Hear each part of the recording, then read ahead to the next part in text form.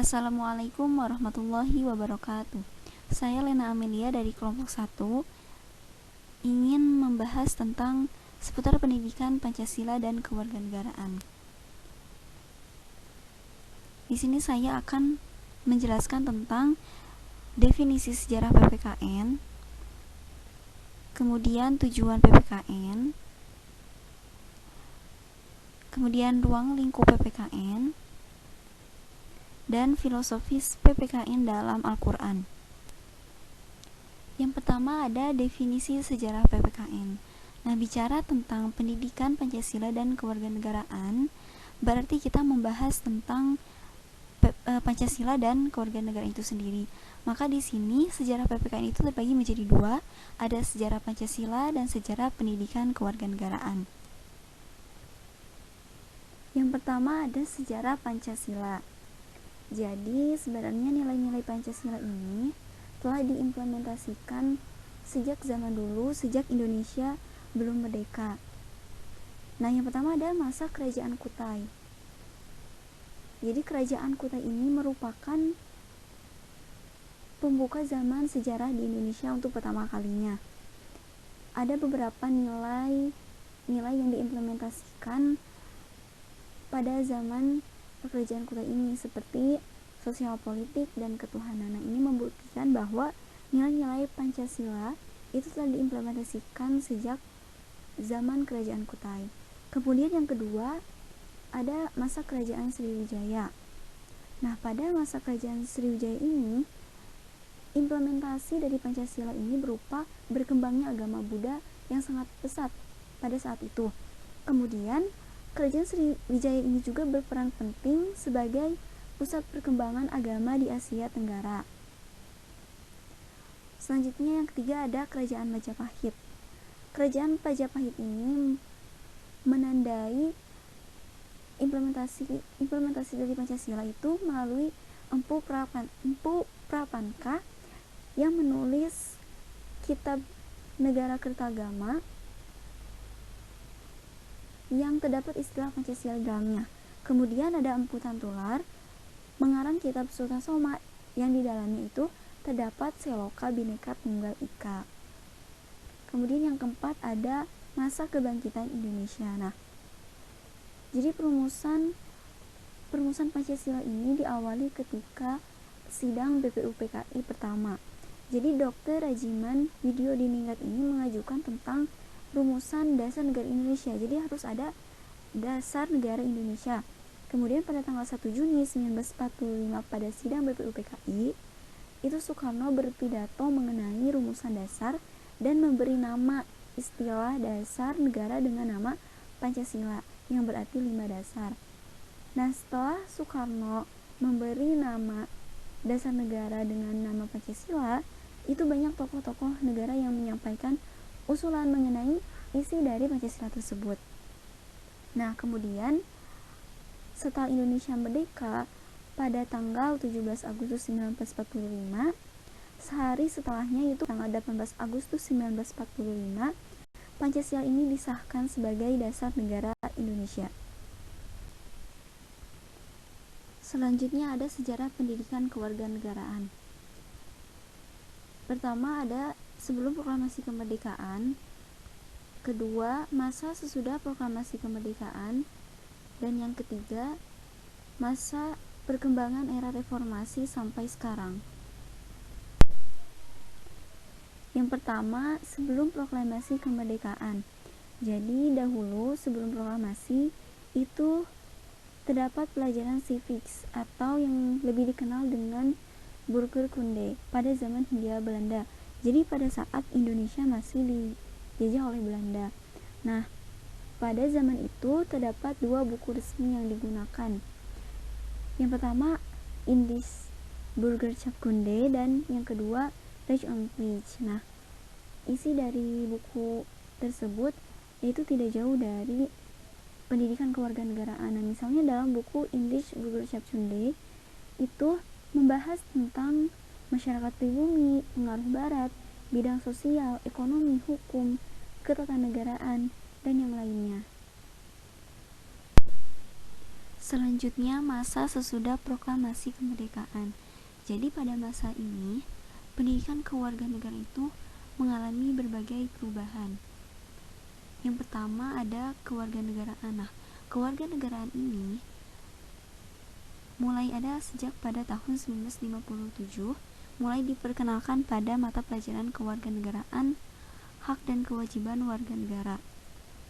Kemudian kewarganegaraan diubah menjadi civic. Nah, civic ini diperkenalkan melalui pelajaran civic di SMP dan SMA.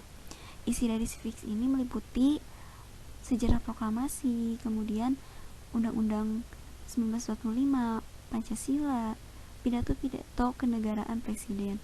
Kemudian civic diubah menjadi kewargaan negara pada 1962. Perubahan tersebut atas tujuan untuk membentuk warga negara yang baik. Selanjutnya, kewargaan negara diubah menjadi pendidikan kewargaan negara pada 1968. Kemudian ditetapkan juga dalam kurikulum bahwa pendidikan kewargaan negara itu diganti menjadi pendidikan kewarganegaraan atau PKN. Nah, PKN ini di SD atau MI isinya itu meliputi pengetahuan kewarganegaraan, kemudian sejarah Indonesia dan ilmu bumi. Kemudian pendidikan kewarganegaraan juga terdapat dalam Undang-Undang Nomor 2 Tahun 1989 tentang Sistem Pendidikan Nasional bab 9 mengenai kurikulum pasal 39. Dan pendidikan kewarganegaraan atau PKN ini diubah menjadi pendidikan Pancasila dan kewarganegaraan atau PPKN. Nah, PPKN ini dijadikan sebagai mata pelajaran sebagai fondasi dalam membekali siswa, misalnya dengan karakter, kemudian ilmu pengetahuan, dan menjadi warga negara yang baik atau good citizen. Selanjutnya, sejarah pendidikan kewarganegaraan yang ketiga yaitu masa perkembangan era reformasi sampai sekarang. Nah, jadi pada masa ini, pendidikan kewarganegaraan ini berdasarkan pada kurikulum yang pernah diterapkan di Indonesia. Yang pertama ada kurikulum 1999, di mana PPKN ini tidak hanya diajarkan dalam bentuk hafalan, tetapi ada praktek atau implementasinya. Kemudian yang kedua, kurikulum berbasis kompetensi 2004. Nah, pendidikan kewarganegaraan untuk jenjang SD atau MI itu disebut dengan mata pelajaran sosial, mata pelajaran pengetahuan sosial. Kemudian pada kurikulum tingkat satuan pendidikan atau KTSP ini terdapat dalam Permendikbud nomor 22 tahun 2006 tentang standar isi yang berisikan mata pelajaran pendidikan kewarganegaraan atau PKN. Kemudian dalam kurikulum 2013, posisi mata pelajaran PKN ini sangat penting, sangat diprioritaskan, bahkan masuk ke dalam mata pelajaran wajib. Kemudian pada tingkat sekolah dasar, pendidikan kewarganegaraan itu berubah nama menjadi pendidikan Pancasila dan kewarganegaraan atau yang disebut dengan PPKN. Selanjutnya, pembahasan yang kedua yaitu tujuan pendidikan Pancasila dan kewarganegaraan.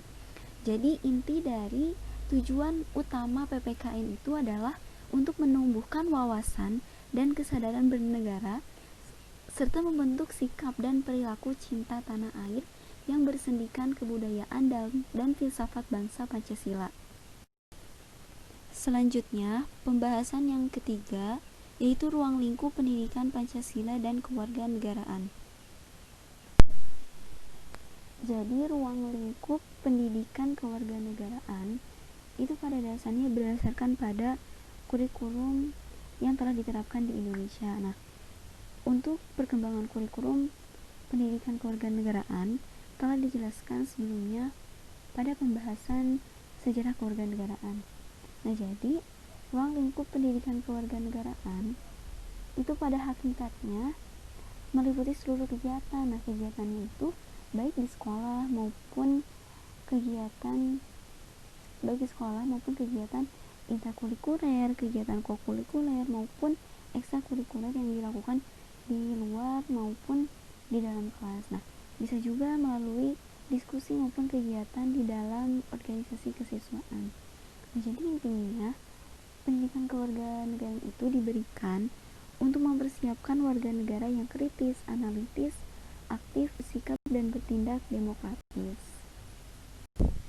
Selanjutnya pembahasan yang keempat yaitu filosofis pendidikan Pancasila dan kewarganegaraan dalam Al-Quran. Bicara tentang Pancasila, kita sebagai warga Indonesia harus berbangga karena Pancasila ini merupakan salah satu karunia dari Allah Subhanahu wa Ta'ala, karena nilai-nilai yang ada dalam Pancasila ini tidak bertentangan dengan agama Islam. Misalnya dalam sila pertama Pancasila yaitu ketuhanan yang Maha Esa. Nah, di sini membahas tentang konsep ketauhidan.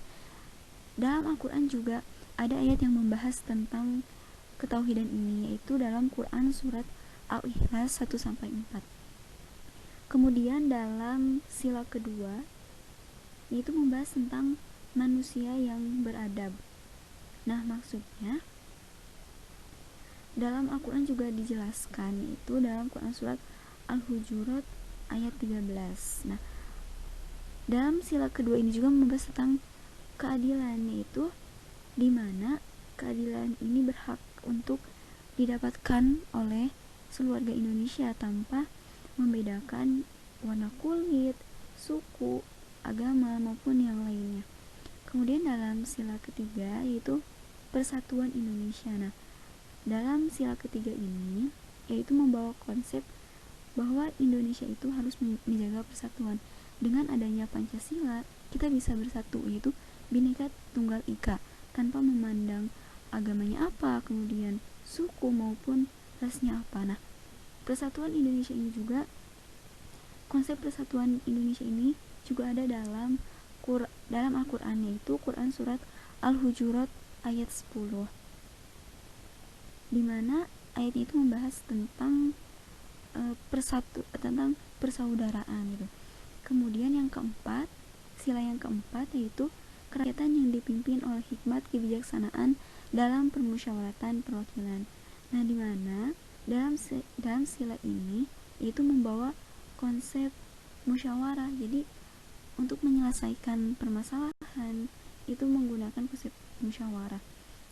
Dalam Al-Quran juga ada yang membahas tentang musyawarah, yaitu dalam Quran surat Ali Imran ayat 159.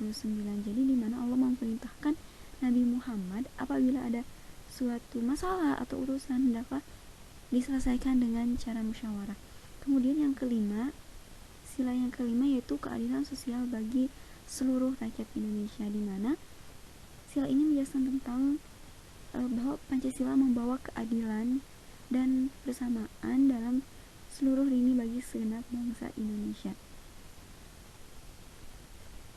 Sekian yang dapat saya sampaikan, kurang lebihnya mohon maaf. Wassalamualaikum warahmatullahi wabarakatuh.